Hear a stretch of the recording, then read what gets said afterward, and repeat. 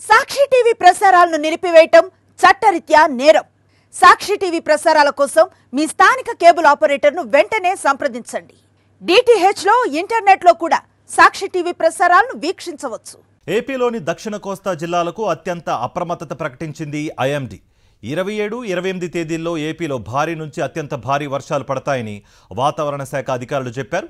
ఈ నెల 27న బాపట్ల, ప్రకాశం, వైఎస్ఆర్, నెల్లూరు, అన్నమయ్య, తిరుపతి జిల్లాలకు రెడ్ అలర్ట్ జారీ చేశారు. 20 సెంటీమీటర్ల పైగా వర్షపాతం నమోదయ్యే ఛాన్స్ ఉందని చెబుతున్నారు. నంద్యాల, చిత్తూరు, పల్నాడు, గుంటూరు, కృష్ణా, తూర్పుగోదావరి, కోనసీమ జిల్లాలకు ఆరెంజ్ అలర్ట్ జారీ చేశారు.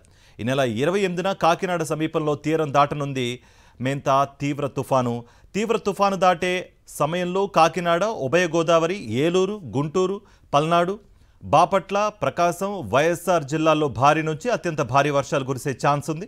గంటకు గరిష్టంగా 90 నుంచి 100 కిలోమీటర్ల వేగంతో గాలులు వీస్తాయని అధికారులు చెబుతున్నారు.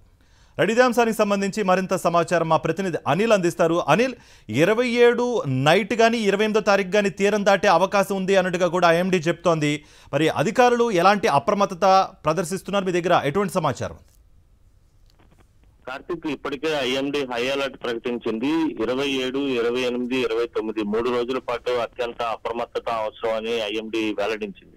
మరోవైపు మోంతా తుఫాను సమీపించే కొద్దీ దాని ప్రభావం పెరిగేటువంటి అవకాశం ఉంటుంది. ప్రస్తుతం వాయుగుండం కొనసాగుతుంది. ఈ రోజు సాయంత్రానికి తీవ్ర వాయుగుండంగా బలపడి రేపటికి తుఫానుగా పరిణమించేటువంటి అవకాశం ఉంటుంది. ఆ తర్వాత క్రమంగా బలపడి 28వ తేదీ నాటికి తీవ్ర తుఫానుగా బలపడేటువంటి అవకాశం ఉంది. 28వ తేదీ సాయంత్రం లేదా అర్ధరాత్రి సమయంలో తుఫాను కళింగపట్నానికి, మచిలీపట్నానికి మధ్య ఉన్నటువంటి కాకినాడ సమీపంలో తీరం దాటేటువంటి అవకాశం ఉందని IMD ఇప్పటికే అంచనాను వెలువరించినటువంటి పరిస్థితి ఉంది. అయితే ఈ నేపథ్యంలోనే ఈ రోజు నుంచి మొదలు పెడితే కనుక రేపు, ఎల్లుండి అత్యంత భారీ వర్షపాతం ఉండేటువంటి అవకాశం ఉంది. ఇటు ఉత్తర కోస్తాలో ఉన్నటువంటి విశాఖపట్నం నుంచి మొదలు పెడితే దాదాపు రాయలసీమలో ఉన్నటువంటి వైఎస్ఆర్ కడప జిల్లా వరకు అత్యంత భారీ వర్షపాతం, అంటే 20 సెంటీమీటర్లకు పైగా వర్షపాతం నమోదయ్యేటువంటి అవకాశం కనిపిస్తుంది. అయితే ఈ నేపథ్యంలోనే తీర ప్రాంత ప్రజలతో పాటు లోతట్టు ప్రాంతాల ప్రజలు అప్రమత్తంగా ఉండాలని వాతావరణ శాఖ వెల్లడించింది. మరోవైపు తీరం వెంబడి గాలుల తీవ్రత కూడా అత్యధికంగా ఉండబోతుంది.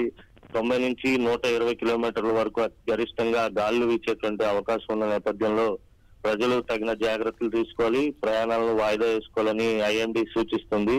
మొత్తంగా చూస్తే కనుక తీవ్ర వాయుగుండంగా బలపడిన తర్వాత ముఖ్యంగా దక్షిణ కోస్తా జిల్లాలపై ప్రభావం ఉంటుంది. ఆ తర్వాత తుఫానుగా బలపడి తీరానికి దగ్గరయ్యే కొద్దీ కోస్తా జిల్లాలన్నిటిపై దాని ప్రభావం ఉండేటువంటి అవకాశం అయితే స్పష్టంగా కనిపిస్తుంది. అయితే తీరాన్ని దాటేటువంటి సమయంలో గాలుల తీవ్రత అత్యధికంగా ఉండేటువంటి అవకాశం ఉంటుంది. నిన్నటి వరకు వాయుగుండం 10 కిలోమీటర్ల వేగంతో పయనించినటువంటి నేపథ్యంలోనే ఈ రోజు కాస్త దాని తాలూకా ఆ వేగం కూడా తగ్గినట్టుగా తెలుస్తుంది. వేగం తగ్గే కొద్దీ బలం పుంజుకునేటువంటి అవకాశం కూడా ఉందనే చెప్పాలి. మొత్తంగా చూస్తే కనుక ప్రస్తుతానికి తీవ్ర తుఫాను వరకు బలపడేటువంటి అవకాశం కనిపిస్తుంది. ఒకవేళ వేగం తగ్గితే బలం పుంజుకొని మరింత బలపడేటువంటి అవకాశం స్పష్టంగా కనిపిస్తుంది. కార్తిక్, మొత్తంగా చూస్తే కనుక ఇటు మత్స్యకారులకు కూడా హెచ్చరికలు కొనసాగుతున్నాయి. ఇప్పటికే సముద్రంలో చేపల వేట చేస్తున్నటువంటి మత్స్యకారులు తిరిగి సురక్షిత తీరాలకు చేరుకోవాలని వాతావరణ శాఖ హెచ్చరిస్తుంది. రానున్నటువంటి 5 రోజుల పాటు వేటకు వెళ్లరాదని హెచ్చరించింది.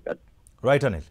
Today in the early morning hours 8:30, and it may further this depression may further intensify into deep depression tomorrow, and on 27th of October it may further intensify into cyclonic storm, and thereafter it may intensify into severe cyclonic storm. It likely to cross our Machilipatnam, Kalingapatnam, and Kakinada coastal belt of Andhra Pradesh. Entire Andhra Pradesh on from 27, 28, 29 they had given red warning alerts for the coastal belt as well as the north Andhra Pradesh as well as the south Andhra Pradesh as well.